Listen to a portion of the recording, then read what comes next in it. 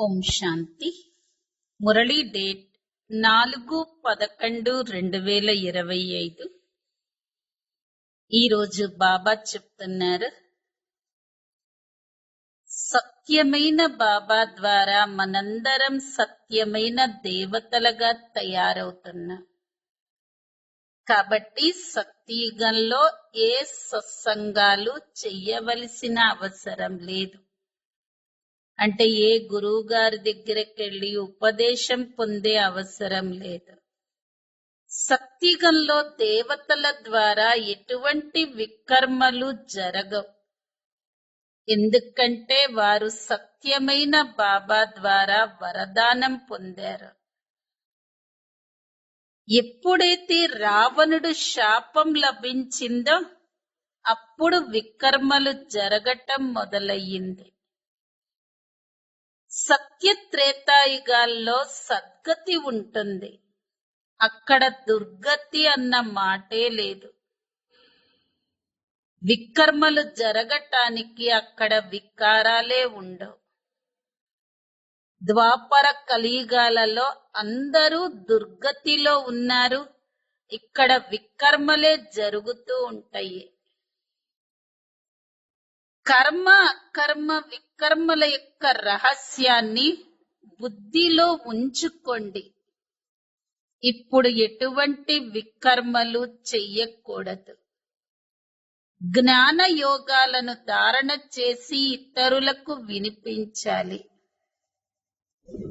సత్యమైన బాబా ఇచ్చిన సత్యమైన జ్ఞానాన్ని మనుషుల నుండి దేవతలుగా చేసే సేవ చెయ్యాలి.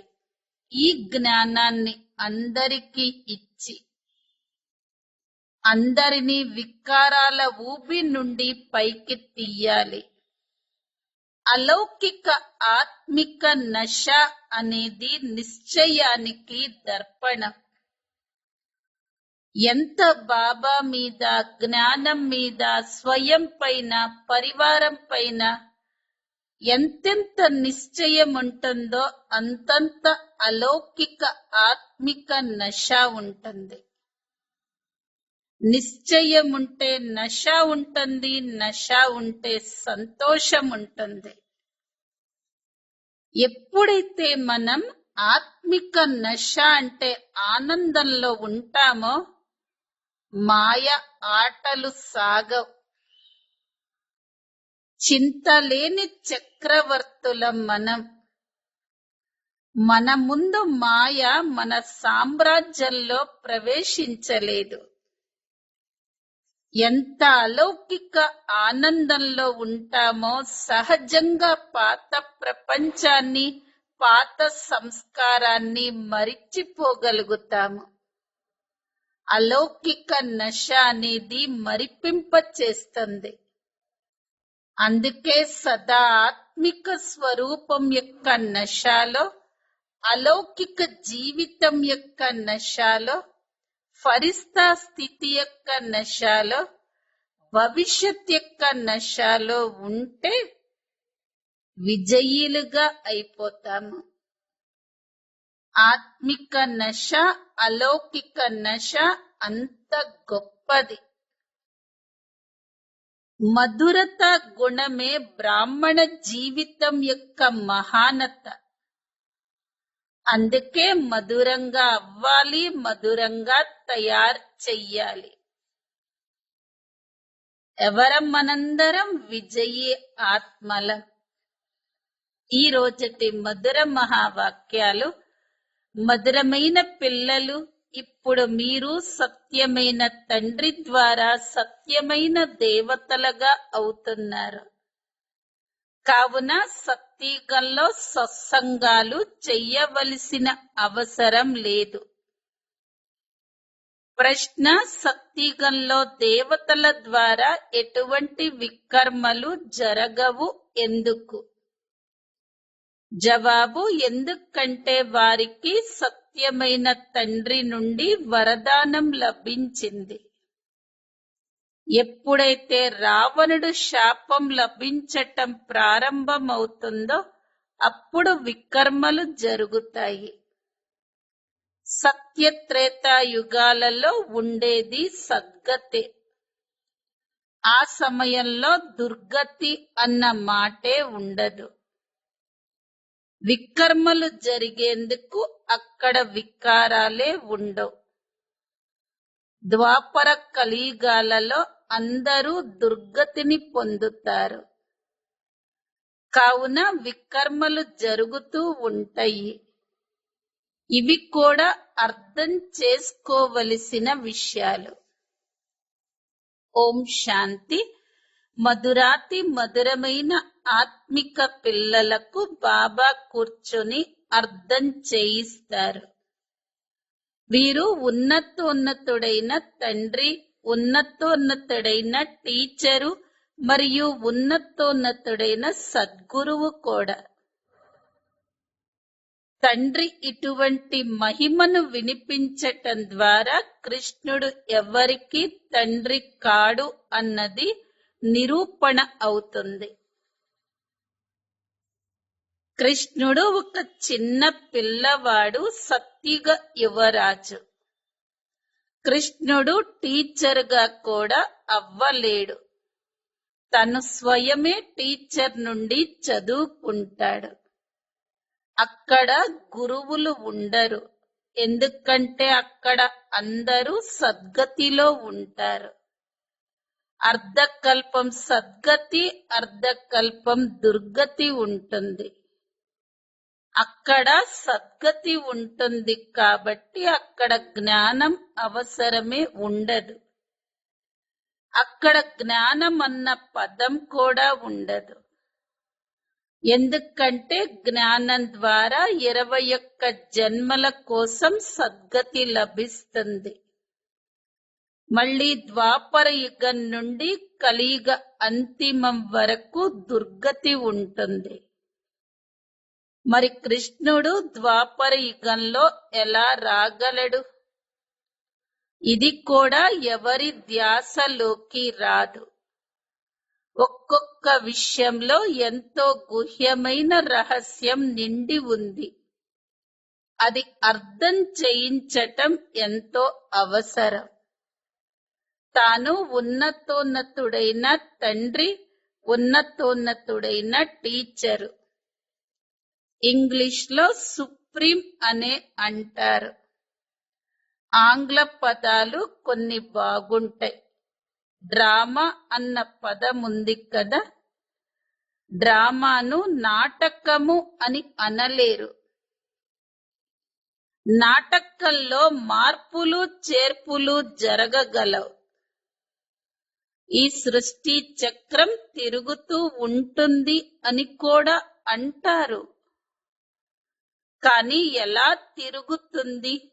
ఇది ఖచ్చితంగా అదే విధంగా తిరుగుతుందా? మార్పులు జరుగుతాయా అన్నది ఎవ్వరికీ తెలియదు.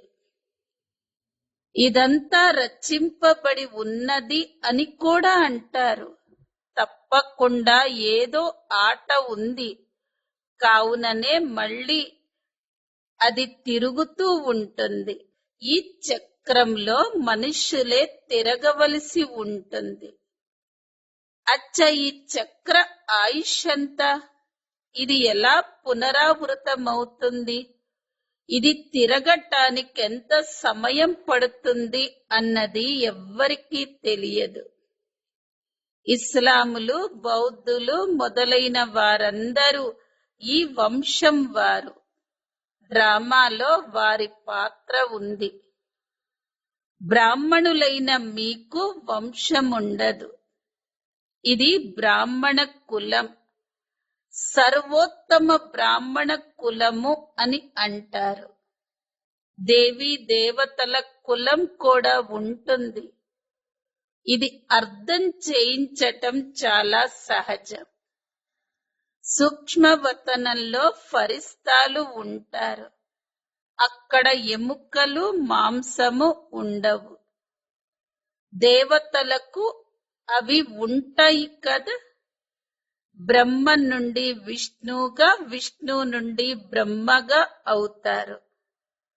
విష్ణు నాభిలోని కమలం నుండి వెలువడినట్లుగా బ్రహ్మనెందుకు చూపిస్తారు? సూక్ష్మవతనంలో ఈ విషయాలు ఉండవు. అలాగే వజ్రాలు, రత్నాలు మొదలైనవి కూడా ఉండవు. కావున బ్రహ్మను శ్వేతాంబర బ్రాహ్మణుడిగా చూపిస్తారు. బ్రహ్మ సాధారణ మానవుడు. అనేక జన్మల అంతిమంలో పేదవాడిగా అయ్యాడు కదా. ఈ సమయంలో ఉన్నది ఖాదీ బట్టలే. సూక్ష్మ శరీరం అంటే ఏమిటో పాపం వారికి తెలియదు. అక్కడ ఉండేది ఫరిస్తాలే. వారికి రక్త మాంసాలు ఉండవు అని బాబా మీకు వివరిస్తారు. సూక్ష్మవతనంలో ఈ అలంకరణలు మొదలైనవి ఉండకూడదు, కానీ చిత్రాలలో చూపించారు. కావున బాబా వాటినే సాక్షాత్కరింపచేసి వాటి అర్థాన్ని వివరిస్తారు. హనుమంతుని సాక్షాత్కారం చేయిస్తారు కదా. హనుమంతుడు వంటి మనిషి ఎవరూ ఉండరు. భక్తి మార్గంలో అనేక రకాల చిత్రాలను తయారు చేశారు. వాటిపై వారికి విశ్వాసం ఏర్పడిపోయింది. ఇటువంటివి ఏమైనా వారికి చెప్తే వారు విరోధిస్తారు. దేవీలు మొదలైన వారిని ఎంతగా పూజిస్తారు. ఆ తర్వాత మళ్ళీ ముంచేస్తారు. ఇదంతా భక్తి మార్గం. భక్తి మార్గపు ఊబిలో గొంతు వరకు మునిగిపోయారు. మరి వారిని ఎలా బయటకు తీయగలరు? బయటకు తీయటమే కష్టమైపోతుంది. కొందరైతే ఇతరులను తీసేందుకు నిమిత్తంగా అయి తాము స్వయమే మునిగిపోతారు. తాము స్వయం ఊబిలో గొంతు వరకు చిక్కుకుని ఉంటారు. అనగా కామ వికారాలలోకి పడిపోతారు. అది అన్నింటికన్నా పెద్ద ఊబి. సత్యుగంలో ఈ విషయాలేవి ఉండవు. ఇప్పుడు మీరు సత్యమైన తండ్రి ద్వారా సత్యమైన దేవతలుగా అవుతున్నారు. మళ్ళీ అక్కడ భక్తి మార్గంలో సత్సంగాలేవి ఉండవు. సత్సంగాలను ఇక్కడే భక్తి మార్గంలో చేస్తారు.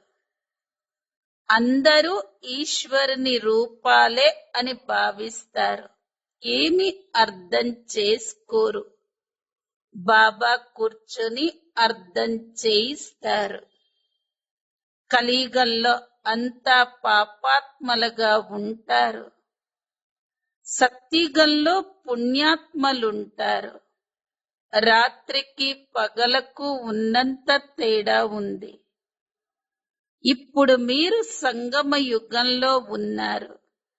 మీకు కలియుగం మరియు సత్యుగం రెండింటి గురించి తెలుసు. ఈ వైపు నుండి ఆ వైపుకు వెళ్ళటమే ముఖ్యమైన విషయం. క్షీరసాగరం మరియు విషయ సాగరంల గాయనం కూడా ఉంది, కానీ దాని అర్థాన్ని ఏమీ తెలుసుకోరు. ఇప్పుడు బాబా కూర్చొని కర్మ అకర్మల రహస్యాన్ని అర్థం చేయిస్తారు. కర్మలను మనుష్యులు చేస్తూనే ఉంటారు. కొన్ని కర్మలు అకర్మలుగానే ఉంటాయి, కొన్ని వికర్మలుగా ఉంటాయి. రావణ రాజ్యంలో అన్ని కర్మలు వికర్మలుగానే అవుతాయి. సత్యుగంలో వికర్మలేవి ఉండవు. ఎందుకంటే అక్కడ రామరాజ్యం ఉంటుంది. తండ్రి నుండి వారు వరదానాన్ని పొంది ఉంటారు. రావణుడు శాపాన్నిస్తాడు.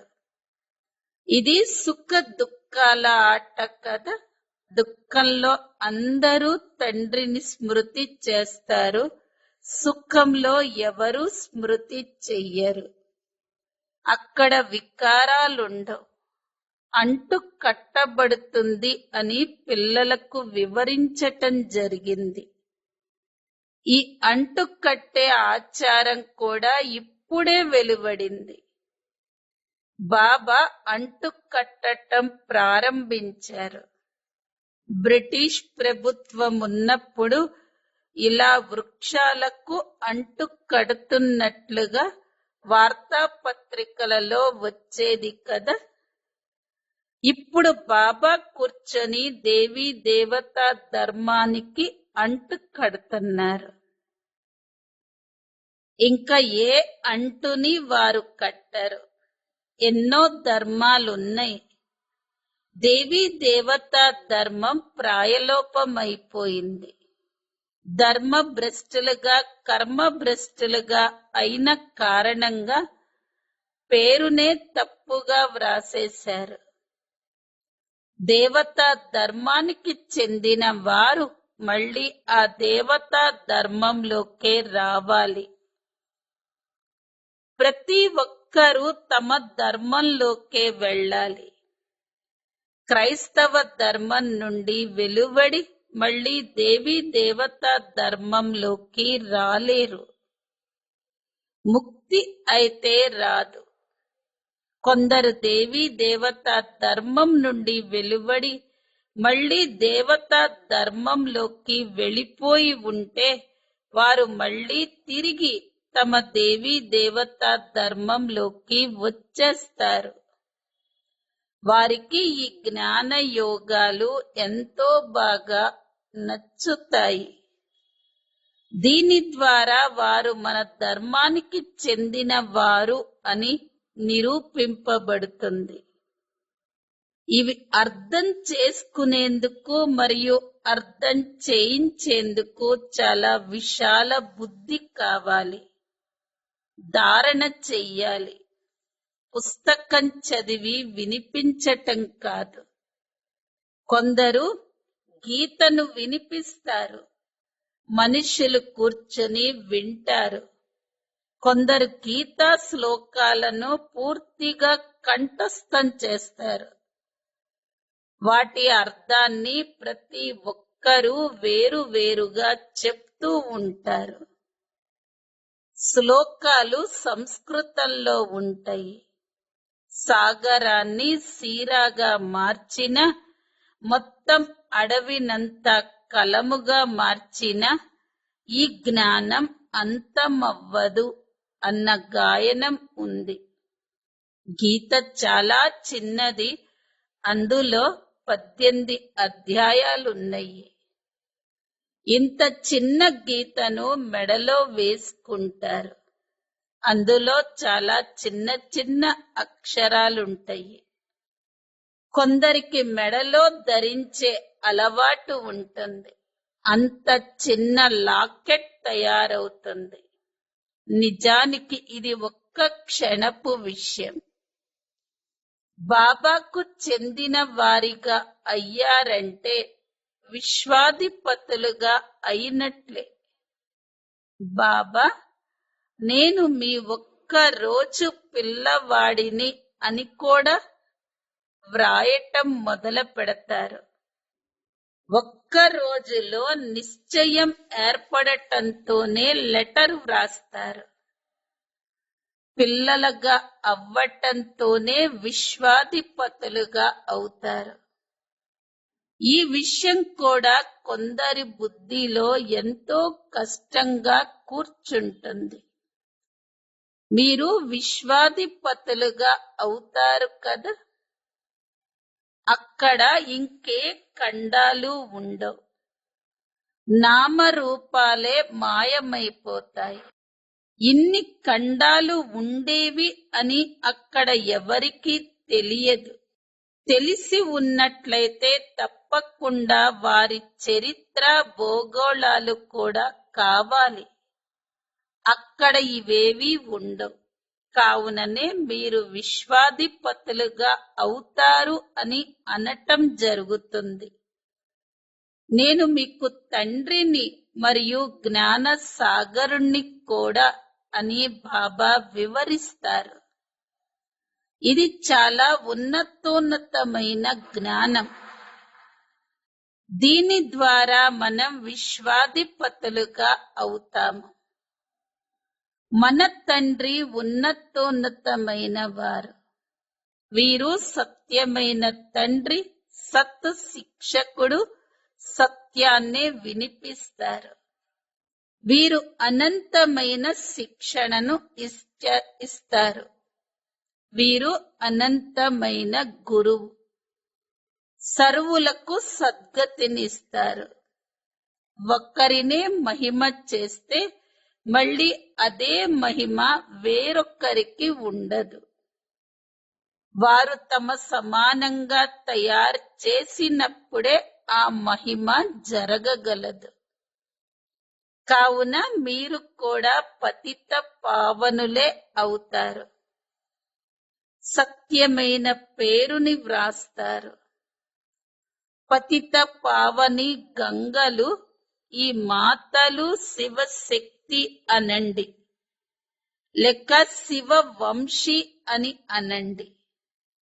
శివవంశీ బ్రహ్మ కుమారి కుమారులు. అందరూ శివవంశీలే కదా. బ్రహ్మ ద్వారా రచనను రచిస్తారు. కావున సంగమ యుగంలోనే బ్రహ్మ కుమారి కుమారులుగా అవుతారు. బ్రహ్మ ద్వారా దత్తత తీసుకుంటారు. మొట్టమొదటి బ్రహ్మ కుమారి కుమారులుగా ఉంటారు. ఎవరైనా అభ్యంతరం చెప్తే వారికి వీరు ప్రజాపిత, వీరిలోకి తండ్రి ప్రవేశిస్తారు. అనేక జన్మల అంతిమ జన్మలో నేను ఇతడిలోకి ప్రవేశిస్తాను అని బాబా చెప్తున్నారు అని చెప్పండి. విష్ణు నాభి నుండి బ్రహ్మ వెలువడినట్లుగా చూపిస్తారు. అచ్చా, మరి విష్ణువు ఎవరి నాభి నుండి వెలువడ్డారు? ఒక్కరి నుండి ఒక్కరు వెలువడినట్లుగా మీరు బాణం గుర్తు చూపించవచ్చు. బ్రహ్మ నుండి విష్ణువు, విష్ణు నుండి బ్రహ్మ. అతడు ఇతడి నుండి జన్మించాడు. ఇతను అతని నుండి జన్మించాడు. బ్రహ్మకు ఒక్క క్షణం పడుతుంది. విష్ణువుకి 5000 సంవత్సరాలు పడుతుంది. ఇది అద్భుతమైన విషయాలు కదా. మీరు కూర్చొని వివరిస్తారు. లక్ష్మీనారాయణులు 84 జన్మలు తీసుకుంటారు. మళ్ళీ వారి అనేక జన్మల అంతిమంలో నేను ప్రవేశించి ఈ విధంగా తయారు చేస్తాను అని బాబా అంటారు. ఇది అర్థం చేసుకునే విషయం కదా. ఇతడిని బ్రహ్మ అని ఎందుకంటారో మీరు కూర్చుంటే అర్థం చేయిస్తాము. మొత్తం ప్రపంచానికి చూపించేందుకు ఈ చిత్రాలను కూడా తయారు చేశారు. మనం అర్థం చేయించవచ్చు. అర్థం చేసుకునేవారే అర్థం చేసుకుంటారు. అర్థం చేసుకోని వారు మన కులానికి చెందిన వారు కాదు అని భావించటం జరుగుతుంది. పాపం వారు అక్కడికి వచ్చినా కానీ ప్రజలలోకే వస్తారు. మన కోసం అందరూ అనాథులే కదా. పేదవారిపై జాలి కలుగుతుంది. ఎన్ని పాయింట్లను పిల్లలు ధారణ చెయ్యాలి? ఒక్కొక్క అంశంపై ఉపన్యాసం చెయ్యవలసి ఉంటుంది. ఈ టాపిక్లు ఏమైనా తక్కువ? ప్రజాపిత బ్రహ్మ మరియు సరస్వతికి 4 భుజాలు చూపిస్తారు. అందులో 2 భుజాలు కూతురువి, తను భార్య కాదు. యుగల్ రూపంలో నిజానికి విష్ణువు ఒక్కరే ఉన్నారు. సరస్వతి బ్రహ్మ కూతురు. శంకరుడు కూడా యుగల్ రూపం కాదు. కావున శివ శంకరులు అని అనేస్తారు. శంకరుడు చేసేదేమిటి? వినాశనమైతే అణు యుద్ధాల ద్వారా జరుగుతుంది. తండ్రి పిల్లలను ఎలా హతమారుస్తారు? అది పాపమవుతుంది. బాబా అయితే అందరినీ ఎటువంటి శ్రమ లేకుండా శాంతిధామానికి తిరిగి తీసుకొని వెళతారు. లెక్కాచారాలను తీర్చుకుని అందరూ ఇంటికి వెళతారు. ఎందుకంటే ఇది వినాశన సమయం. సేవ చేసేందుకే బాబా వస్తారు. వారు అందరికీ సద్గతిని ఇచ్చేస్తారు. మీరు కూడా మొదట గతిలోకి, ఆ తర్వాత సద్గతిలోకి వస్తారు. ఈ విషయాలు అర్థం చేసుకోవలసినవి. ఈ విషయాలను ఎవరూ కొద్దిగా కూడా తెలుసుకోరు. కొందరు చాలా విసిగిస్తూ ఉంటారు. ఏ మాత్రం అర్థం చేసుకోరు.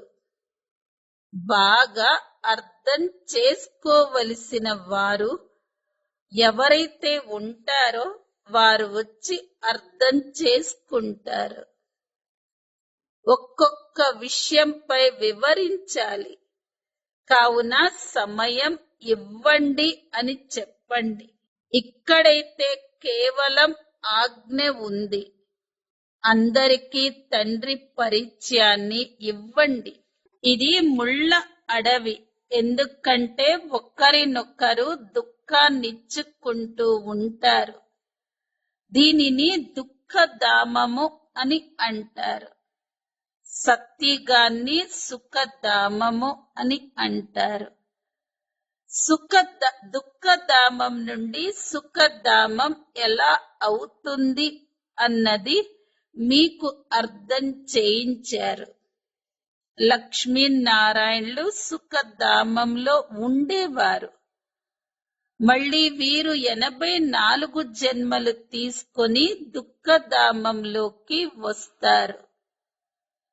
ఈ బ్రహ్మ పేరుని కూడా ఎలా పెట్టాను? నేను ఇతనిలోకి ప్రవేశించి అనంతమైన సన్యాసం చేయిస్తాను. వెంటనే సన్యాసం చేయించేస్తారు. ఎందుకంటే తండ్రి సేవ చేయించాలి. వారే చేయిస్తారు. ఇతడి వెనక ఎంతో మంది వెలువడ్డారు. వారికి పేర్లు కూడా పెట్టారు. దీనికి గుర్తుగా వారు భక్తి మార్గంలో పిల్లి కూనలు బట్టీలో సురక్షితంగా ఉన్నట్లు చూపిస్తారు. ఇవన్నీ దంత కథలు. పిల్లి కూనలు ఎలా ఉండగలవు? పిల్లి ఏమైనా జ్ఞానం చెప్తుందా? బాబా ఎన్నో యుక్తులను తెలియచేస్తూ ఉంటారు. ఎవరికైనా ఏదైనా విషయం అర్థం కాకపోతే ఎప్పటి వరకైతే తండ్రి గురించి అర్థం చేసుకోరో అప్పటి వరకు ఇంకా ఏమి అర్థం చేసుకోలేరు అని వారికి చెప్పండి. ఈ ఒక్క విషయాన్ని నిశ్చయం చేసుకోండి మరియు వ్రాయండి. లేకపోతే మర్చిపోతారు. మాయ మరిపింప చేస్తుంది. బాబా పరిచయమే ముఖ్యమైన విషయం. మా తండ్రి ఉన్నతోన్నతమైన వారు, ఉన్నతోన్నతమైన శిక్షకుడు. మొత్తం విశ్వపు ఆది మధ్య అంత రహస్యాన్ని వారు అర్థం చేయిస్తారు. దీని గురించి ఎవ్వరికి ఏమీ తెలియదు. దీనిని అర్థం చేయించటంలో సమయం పడుతుంది.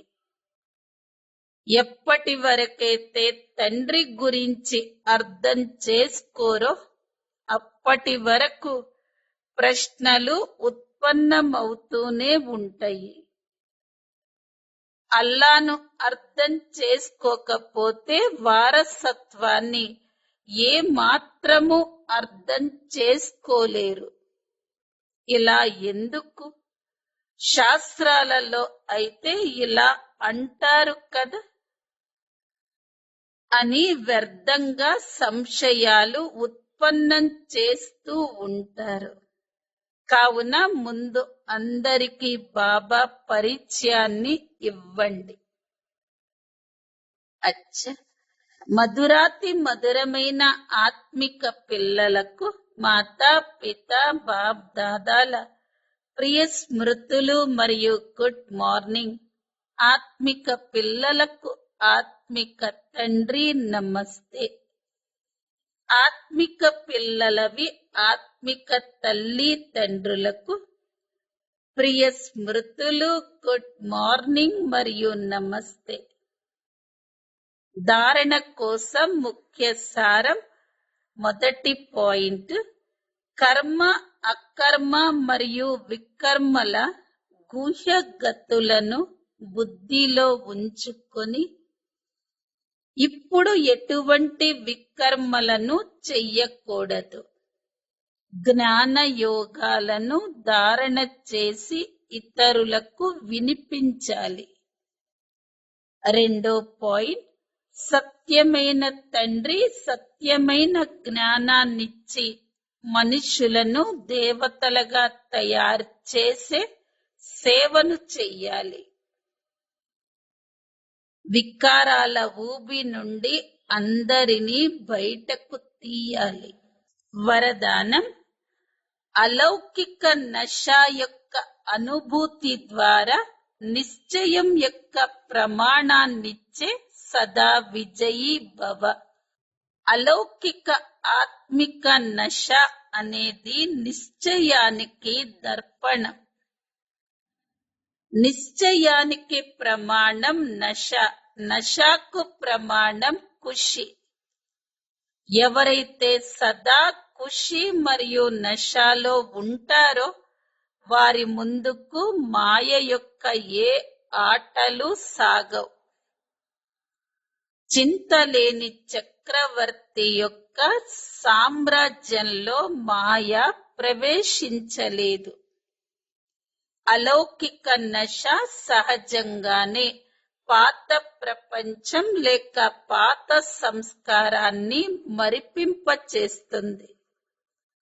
అందువలన సదా ఆత్మిక స్వరూపం యొక్క నశలో, అలౌకిక జీవితం యొక్క నశలో, ఫరిస్తా స్థితి యొక్క నశలో లేక భవిష్యత్ యొక్క నశలో ఉంటే విజయీలుగా అయిపోతారు. స్లోగన్, మధురత యొక్క గుణమే బ్రాహ్మణ జీవితం యొక్క మహానత.